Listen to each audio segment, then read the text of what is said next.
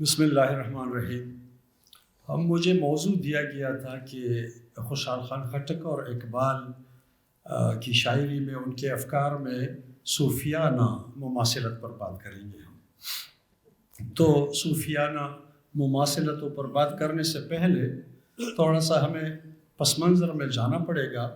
خوشحال خان خٹک اور اقبال کے افکار میں جو مشترکہ موضوعات ہیں اس پہ بھی تھوڑی سی بات کرنی پڑے گی۔ اس کے علاوہ اقبال پشتونوں کے بارے میں کتنا جانتے تھے، پشتون جیوگرافی کے بارے میں کتنا جانتے تھے، کن سورسز سے جانتے تھے، اور تھوڑی سی اس پہ بھی بات کرنی چاہیے، اور پھر تصوف یا صوفیانہ تھاٹس کی طرف آنا پڑے گا، لیکن میں کوشش کروں گا کہ میری بات مختصر ہو۔ جہاں تک شاعرانہ مماثلتوں کی بات ہے تو اس میں ہمارے پاس کوئی نئی چیز ہے نہیں، وہی 3-4 بڑی باتیں ہیں، وہی ہم ادھر ادھر کر دیتے ہیں۔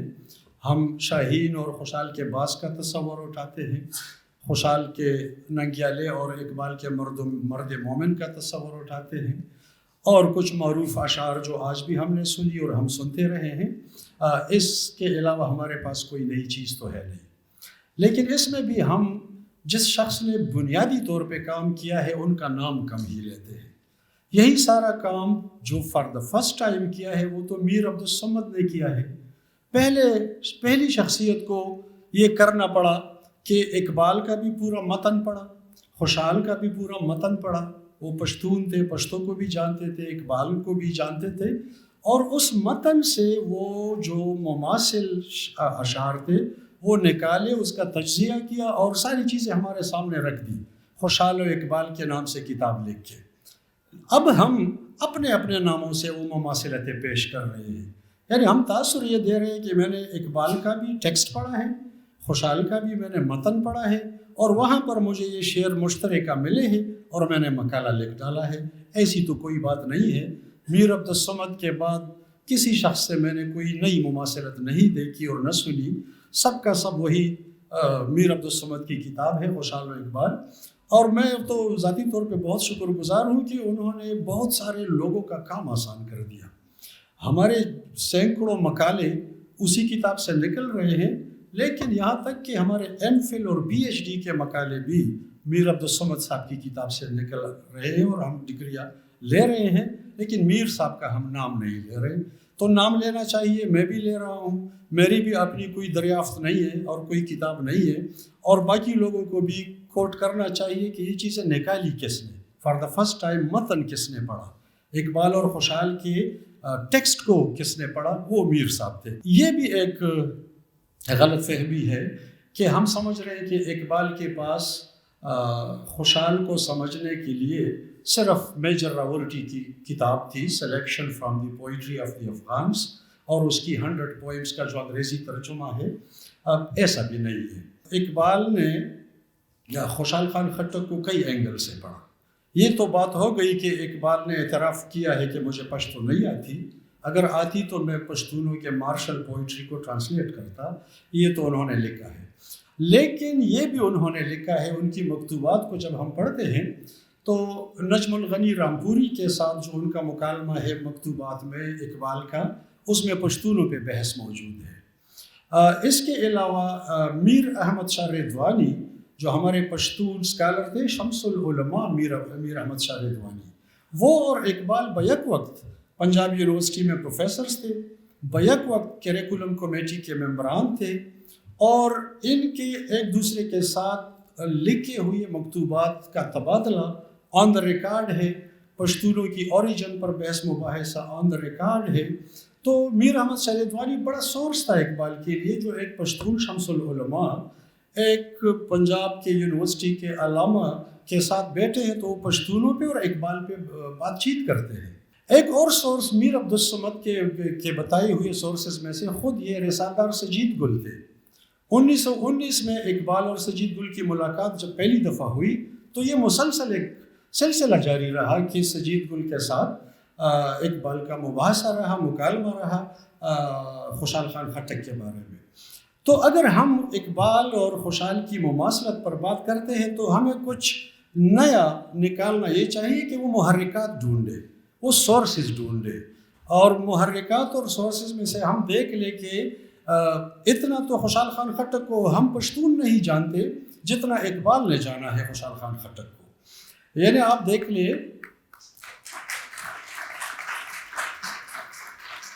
ہمیں یہ دیکھنا پڑے گا کہ اقبال اور سر راس مسعود اور پھر تیسرا آدمی سید سلیمان ندوی وہ ایک دن بعد چلے گئے، لیکن راس مسعود اور اقبال جب جا رہے تھے تو یہاں پشتون پرسنالٹیز کے ساتھ ان کی ملاقات ہوئی.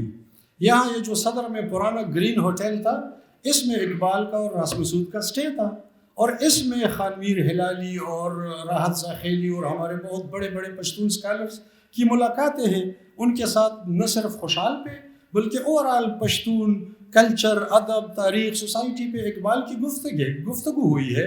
ہمیں اس کو سرچ آؤٹ کرنا چاہیے.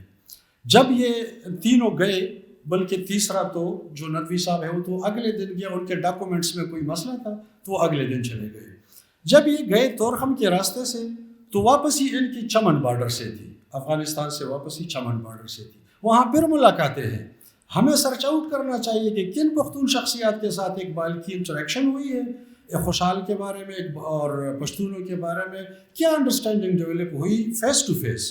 خود افغانستان میں جن اسکالرس کے ساتھ اقبال کے ڈیبیٹس ہوئے ہیں ان میں ہمارے افغانستان کے بہت بڑے اسکالر عبدالعلی حبیبی کے ساتھ ان کا مکالمہ ہوا ہے. پشتو زبان پر بات ہوئی ہے، پشتو لٹریچر پر بات ہوئی ہے، پشتون کلچر پر بات ہوئی ہے. یہ 1933-4 کی بات ہے جب کابل یونیورسٹی بنی. اگلے دن ان کو بلایا گیا، اقبال کو، راس مسعود کو اور ندوی صاحب کو، اور وہاں پر پشتونوں کی لینگویج، کلچر، شخصیات سب پہ بات چیت ہوئی ہے. ہمیں ان کو ڈھونڈ نکالنا چاہیے. اقبال نے 1924 میں ترکی کے گورنمنٹ کو لکھا تھا کہ خوشحال خان خٹک پہ اور پشتونوں پہ ایک منظم پروجیکٹ کی حیثیت سے کام کرنا چاہیے. خود اقبال نے ایک 6 لیکچرز کا خاکہ تیار کیا تھا اور وہ ٹرکش گورنمنٹ کو لکھا تھا کہ اس خاکے پہ کام کرنا چاہیے، جس میں پشتون بیک گراؤنڈ بھی تھا اور خوشحال پر بھی تھا. لاسٹ میں خوشحال کا ایک چیپٹر تھا. وہ 6 لیکچرز اقبال خود نہ کر سکے اور نہ ٹرکش گورنمنٹ کر سکا، بلکہ وہ کر سکا، میں نے بولا کہ گورنمنٹ تو مؤنث ہے، کر سکی، ترکی کی حکومت بھی نہ کر سکی. تو میں کہنا یہ چاہتا ہوں کہ ان 6 لیکچرز کو ڈیولپ کرنا چاہیے.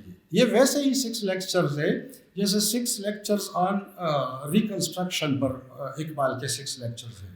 Reconstruction of religious thoughts in Islam ان کے 6 لیکچرز تھے.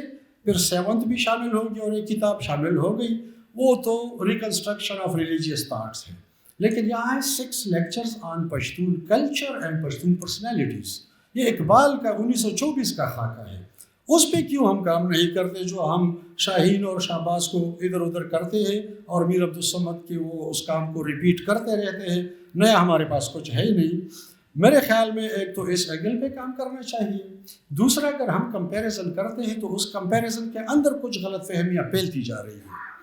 یعنی مسلسل لوگ میر عبدالصمد نے اپنے زمانے میں کہا ہو تو ان کے زمانے میں تو کچھ نئی چیزیں تھی نہیں. اگر میر عبدالصمد نے کہا تھا کہ یہ خدیجہ بیگم فیروز الدین کو اقبال نے مشورہ دیا کہ خوشحال خان خٹک پر PhD کرے، یہ ایک غلط بات ہے، پھیلتی جا رہی ہے. آج بھی کئی دفعہ ہو گئی. اقبال نے کبھی ان کو مشورہ ہی نہیں دیا کہ آپ خوشحال پہ PhD کریں. انہوں نے خود خوشحال خان خٹک پہ ٹاپک لیا تھا اور بعد میں اقبال کے ساتھ ڈسکشن کے بعد اقبال نے ان کو اتنا کہا تھا کہ آپ خوشحال خان خٹک کی مارشل پوئٹری پہ، جنگی شاعری پہ، رزمیہ شاعری پہ فوکس کر کے ایک علیحدہ چیپٹر لے کے. اب یہ بات کب پتہ چلی؟ جب خدیجہ بیگم فیروز الدین کا PhD کا مقالہ چھپا، انگریزی میں بھی چھپا، اردو ترجمہ بھی ڈاکٹر اقبال نسیم خٹک صاحب نے کیا ہے، اکادمی ادبیات سے چھپا. تو اس میں ہم وہ پریفیس پڑھتے کیوں نہیں ہے جو خود خدیجہ نے لکھا ہے؟ خدیجہ نے کہہ دیا ہے کہ اقبال نے مجھے یہ مشورہ دیا. یہ تو کبھی نہیں دیا کہ آپ یہ ٹاپک لے لو اور آپ خوشحال خان خٹک پر PhD کرو. لیکن میر عبدالصمد اپنے زمانے میں کہہ گئے، ہم کہتے جا رہے ہیں، اس بیچارے سے کوئی غلطیاں ہو گئی، ہم پھیلاتے جا رہے ہیں. تو اس طرح کے مغالطوں کا بھی ازالہ کرنا چاہیے خوشحال اور اقبال کے کمپیریزن میں. ہم کبھی یہ بھی کہہ دیتے ہیں کہ اقبال نے چوری کی ہے خوشحال خان خٹک سے. بالکل نامناسب لفظ ہے اور نامناسب طریقہ ہے. جیسے یہاں پر بات ہوئی 2-3 سپیکرز نے کہا، یہ ٹھیک کہا کہ اقبال نے ہر جگہ پر کوٹ کیا ہے کہ کہیں پر ماخوذ لکھا ہے، کہیں پر ترجمہ لکھا ہے، کہیں پر تاثر لکھا ہے، ایون کہ یہ جو لب پہ آتی ہے دعا بن کے تمنا میری، یہ برطانیہ کی شاعری سے یہ لیا گیا ہے، لیکن لکھا ہے ماخوذ۔ یہاں خوشحال خان خٹک پہ تو انہوں نے ان تمام زبانوں میں بات کی ہے جتنی زبانوں میں اقبال لکھ سکتا تھا۔ اقبال انگریزی میں لکھتا تھا تو لکھ دیا مقالہ، خوشحال خان خٹک دی افغان واریر پوئٹ، بڑی اپریسیشن کی۔ اقبال فارسی میں لکھتا تھا تو کئی جگہ پر ذکر ہے، خوش سرود آن شاعر افغان شناز، راز کو میں دید و بے باکانہ گفت، حرف حق با شوخی رندانہ گفت، یہ ساری فارسی شاعری ہے، کہہ گئے اور خوشحال کا نام لے لیا۔ آن حکیم ملت افغانیہ، آ طبیب علت افغانیہ، تو حکیم ملت افغانیہ تو یہی خوشحال ہے، نام لے لیا۔ یہ جو وصیت ہم نے پڑھی تو عنوان ہی یہ ہے خوشحال خان خٹک کی وصیت۔ یہ جو محراب گل افغان کے افکار ہے، تو انہوں نے یہ جو محراب گل کا نام ہے نا، یہ اسی سجید گل سے سمبولک کر دیا ہے۔ سجید گل چونکہ ایک ایکچول آدمی کا نام تھا، اور سجید گل کا مطلب تھا کہ سجید وہ جگہ جہاں سجدہ کیا جاتا ہے، محراب بھی وہی جگہ ہوتی ہے جہاں پر سجدہ کیا جاتا ہے، تو انہوں نے سجید کو محراب کر دیا۔ محراب گل کے افغان کے افکار میں سے جتنی نظمیں ہیں تو اس میں تمام پرسنالٹیز پشتون آ گئی، شیر شاہ سوری بھی آ گئے، ان کی کامیت کا تصور بھی آ گیا، اور خوشحال خان خٹک تک بات پہنچ گئی۔ تو اقبال نے جا بجا اعتراف کیا ہے، اگر خوشحال سے انہوں نے کچھ ٹاپکس لیے ہیں تو وہاں پر اعتراف کیا ہے اور ریفرنس دیا ہے، حوالہ دیا ہے یا ماخوذ لکھ دیا ہے۔ لیکن آتے ہیں وہ جو میرا ٹاپک تھا تصوف والا، میں اس پہ آ جاتا ہوں کہ یہ جو مغالطے ہیں اس کو ختم کرنے کے بعد ہم اس میں کامن پوائنٹس دیکھتے ہیں کہ تصوف میں کیا ہے۔ یہ چونکہ یہ مغالطوں کا میں نے اس لیے ذکر کیا کہ کبھی کبھی خوشحال اور اقبال کا ماخذ کوئی تیسرا ماخذ ہوتا ہے۔ کہیں یونانی فلسفی دیکھی ہے تو ایک خیال خوشحال نے بھی لیا، ایک وہی خیال اقبال نے بھی لیا، کہیں کسی حکیم کی بات ہے، کہیں قرآن حکیم کی ہے، کہیں کوئی حدیث کا مفہوم ہے، وہ خوشحال نے بھی لیا، اقبال نے بھی لیا، لیکن ہم پھر چسپان کر دیتے ہیں کہ یہ اقبال تو بعد کے زمانے کا ہے، اس نے تو خوشحال سے لیا ہے۔ اب مثال کے طور پہ خوشحال کا شعر ہے کہ وَأَغْيَارْتَ لَكَ كَانِ موم وَيَارْتَ، وَأَغْيَارْتَ لَكَ كَانِ موم وَيَارْتَ پسختے اور پنرمے کے حغزیم، یعنی سختی اور نرمی میں میری حیثیت یہ ہے کہ پتھر جیسا غیروں کے لیے اور موم جیسا اپنوں کے لیے۔ تو اقبال کا بھی شعر تو یہی ہے، ہو ہلکا یاراں تو بریشم کی طرح نرم، رزم حق و باطل ہو تو فولاد ہے مومن۔ لیکن اقبال نے خوشحال کا مفہوم تو نہیں لیا، خوشحال کے پاس خود یہ مفہوم اپنا نہیں ہے، انہوں نے یہ قرآن حکیم سے لیا ہے۔ تو قرآن حکیم تو دونوں پڑھ سکتے تھے، اقبال بھی تو پڑھ سکتے تھے، وہ اتنے عاشق رسول تھے۔ اگر قرآن حکیم میں ہے کہ محمد الرسول اللہ والذین معہ اشداء علی الکفار رحماء بینہم، تو یہ تو قرآن حکیم نے حضور کے ساتھیوں کی کیفیت بیان کی ہے کہ ان کی کیفیت یہ ہوگی، حضور اور ان کے ساتھیوں کی، کہ وہ اشداء علی الکفار ہوں گے، کفار کے لیے شدت سے پیش آئیں گے، اور رحماء بینہم ہوں گے، یعنی آپس میں رحم سے پیش آئیں گے۔ تو مفہوم تو قرآن کا ہے، اگر خوشحال نے بیان کیا، اقبال نے بیان کیا، تو اس میں چوری کی کہاں سے بات آ گئی؟ ہم پھر کہتے ہیں یہ تو خوشحال نے کہا تھا، اقبال نے بعد میں کہا۔ ایسا بھی نہیں ہے، بلکہ کچھ شعر تو اقبال بیچارے کے ہے ہی نہیں، اور پہلے ہم نے بنا دیا یہ اقبال کا شعر ہے، اور پھر اس کے لیے کسی پرانے شاعر کو ڈھونڈ نکالا کہ وہاں سے چوری کی ہے۔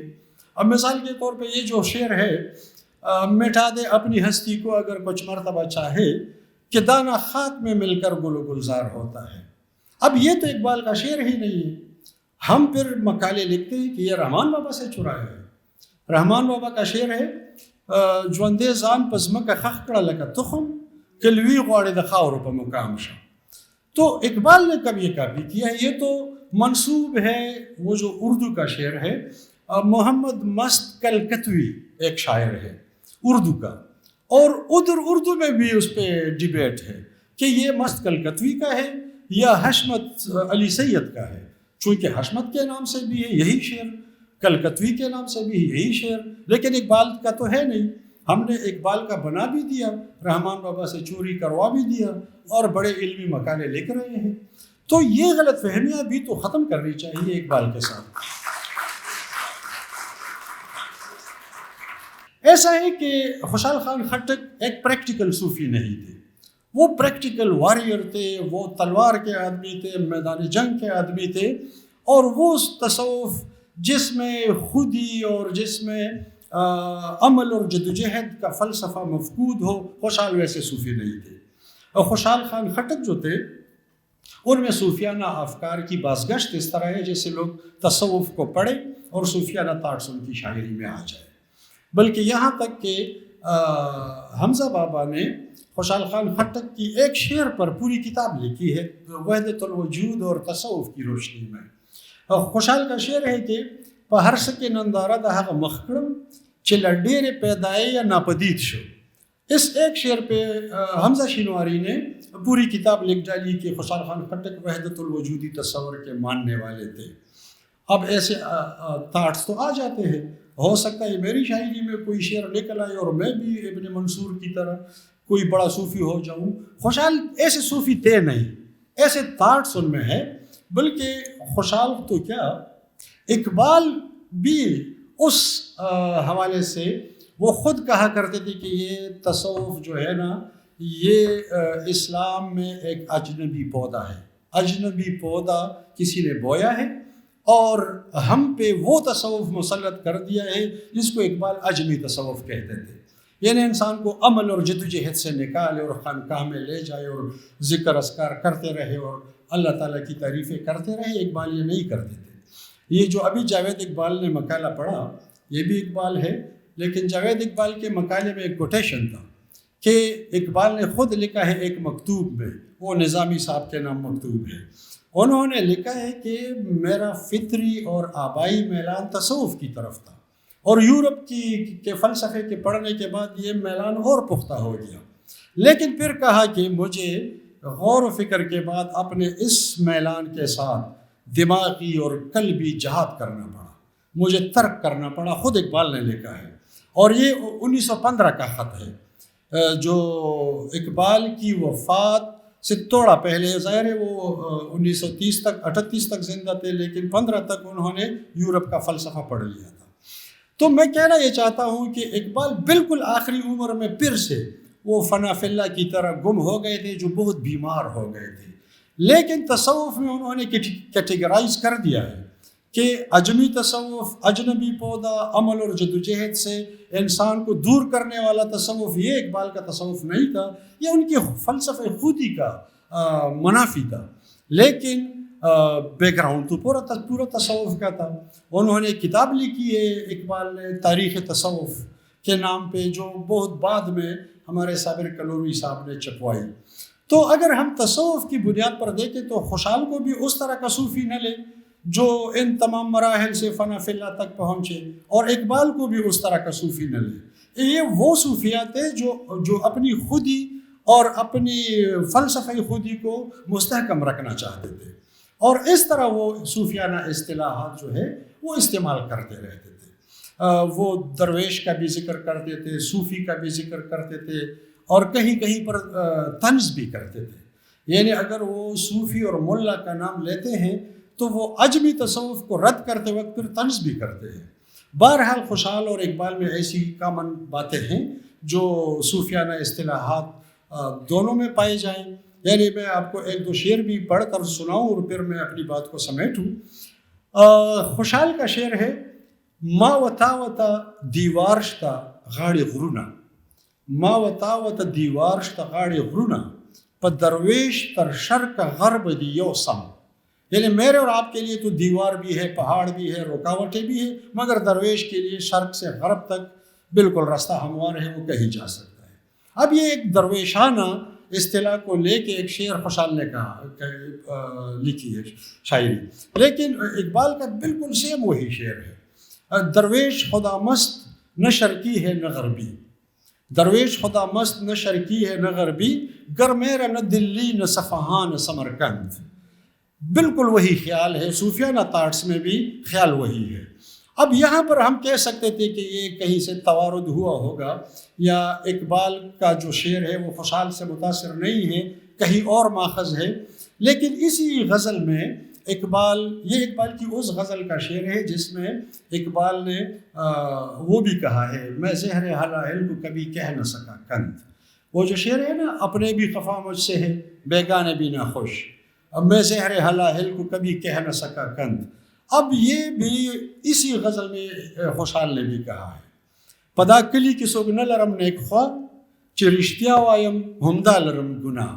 سیم یہی چیز اسی غزل میں، اقبال کی غزل میں بھی یہ چیز آ گئی ہے۔ کہنے کا مقصد یہ ہے کہ صوفیانہ تھاٹس میں بھی اقبال کا انسپائریشن ہے خوشحال سے، لیکن یہ ذہن میں رکھ لے کہ اقبال کا انسپائریشن صرف راولٹی کی بیساکھیوں پر نہیں ہے، 4-5 ایسے سورسز ہے۔ بعد میں تو خدیجہ بیگم فیروز الدین کے تمام چیپٹرز انہوں نے پڑھ لیے، جو پی ایچ ڈی کا مقالہ تھا وہ تو اقبال نے سارا پڑھ لیا، ان کو تو سارا کلیئر ہو گیا۔ لیکن انہوں نے میر احمد شاہ رضوانی اور نجم الغنی رامپوری جو ہند میں تھے، رامپور میں، ان کے ذریعے بڑا ڈیولپ کر دیا اپنے انڈرسٹینڈنگ کو، پشتونوں کے بارے میں بہت ڈیولپ کر دیا۔ اور پھر وہ تو ویژنری آدمی تھے، ان کو تو آنے والے وقت کا اندازہ ہوتا تھا۔ یہ اسی پر میں ختم کرتا ہوں۔ یہ جو پختون جیوگرافی کے بارے میں اقبال نے کہا تھا، مجھے تو یہ پیشن گوئی لگ رہی ہے کہ جو انہوں نے اپنی وفات سے پہلے کہا تھا، بعد میں ہوا وہی۔ انہوں نے یہی کہا تھا نا کہ آسیہ یک پیکر آب و گل است، ملت افغان در آن پیکر دل است، از فسادی او فساد آسیہ در کشادی او کشاد آسیہ۔ اقبال نے اپنے زمانے میں کہا تھا، آج کل وہی ہو رہا ہے کہ اگر یہ جو ایشیا کا دل ہے، یہ اقبال نے بھی کہا تھا کہ اس کو آپ ڈسٹرب کریں گے تو پورا ایشیا ڈسٹرب ہوگا، اس کو آپ سلامتی میں رکھیں گے تو پورا ایشیا سلامت ہوگا۔ اقبال کے وفات کے 100 سال بعد بھی ہو وہی رہا ہے کہ اگر ایشیا میں یہ جو دل ہے ملت افغان، اس کو ڈسٹرب کر دیا گیا، پوری ایشیا ڈسٹرب ہے، اور ایشیا کیا، اب تو پوری دنیا ڈسٹرب ہے۔ اللہ میر عبدالصمد کو جنت نصیب کرے۔ انہوں نے اتنے ہمارے لیے راستے ہموار کر دیے، بلکہ ہمارے رزق میں فراخی کا سبب بنے۔ ہم جو لیکچرز دیتے ہیں اور جو تنخواہیں لیتے ہیں، یہ میر عبدالصمد کی وجہ سے لیتے ہیں کہ سارا کچھ وہ ڈھونڈ نکالیں اور ہم کر رہے ہیں۔